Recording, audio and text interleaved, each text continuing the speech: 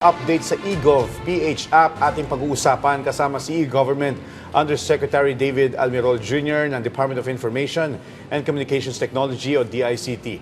Yusek Almirol, magandang tanghali po. Welcome back sa Bagong Pilipinas ngayon. Magandang tanghali, Joshua and Asek Irene.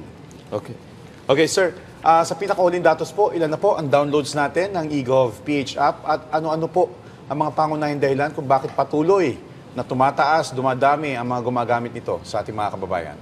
Sa ngayon, nasa 51 million downloads na tayo ngayon. No? So medyo nag-surge ulit yung paggamit. Siguro marahil dahil mahal ang gasolina.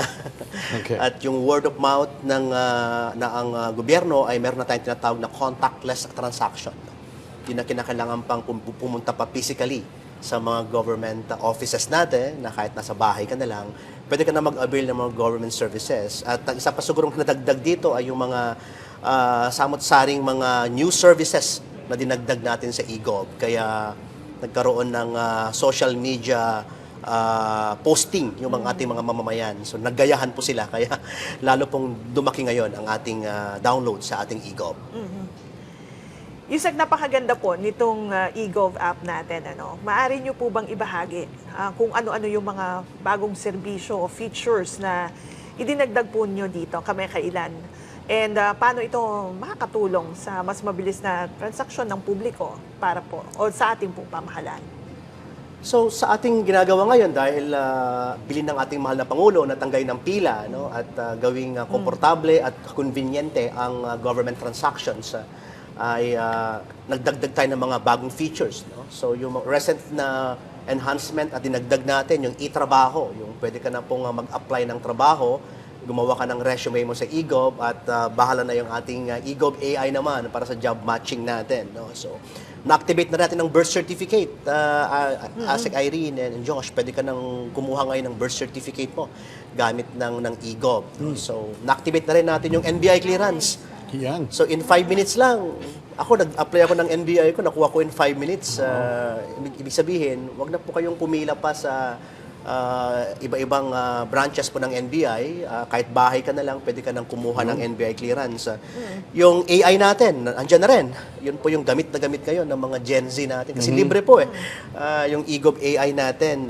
Pati po yung OFW one-stop shop, nandyan na rin po sa eGov, sa ating mga mahal na OFW.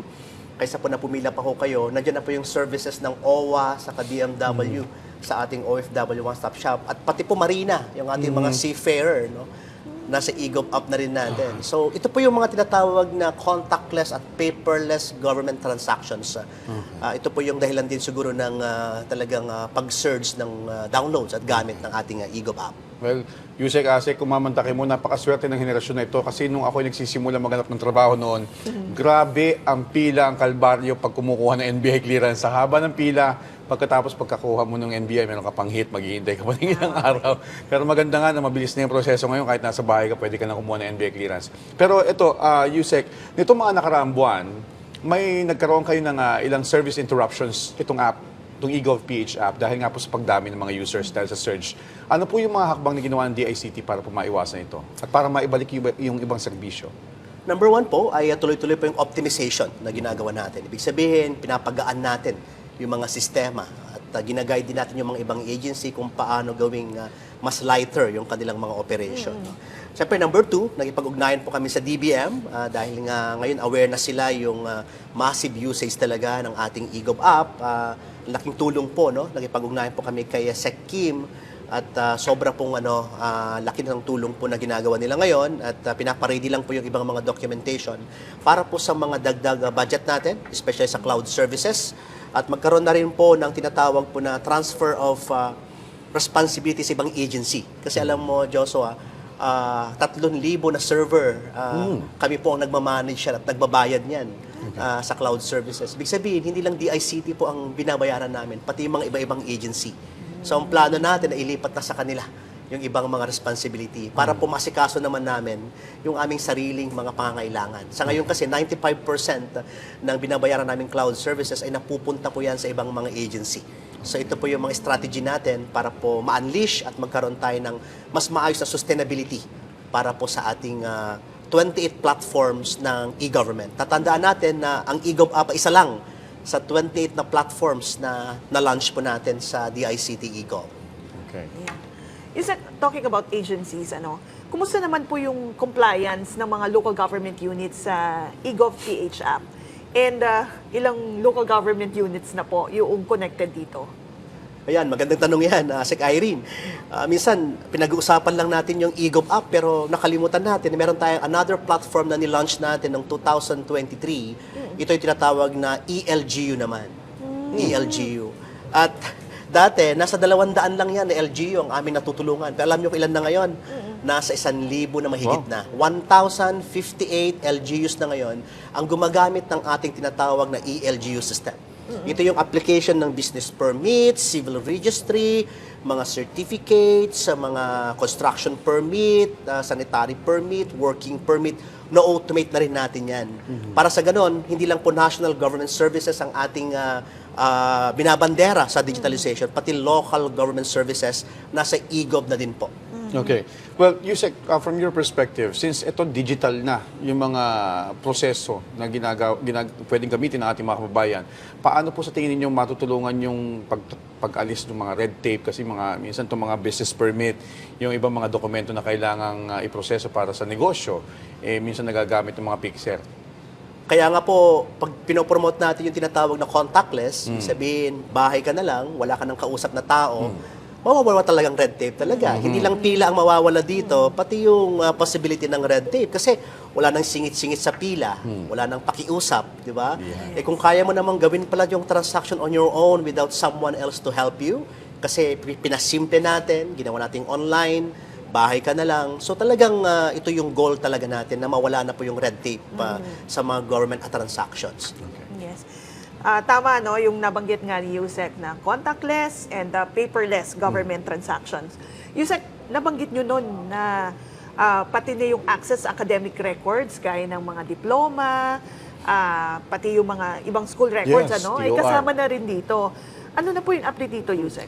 Nakalimutan ko banggitin kanina kasi hindi ko nasabi lahat ng mga new features Okay. ng ating eGov app. Nagtulong-tulong po ang maraming government agencies nagdagdag ng mga features. Isa pong nadagdag yan, Sec Irene, at itatawag na CHED eCab.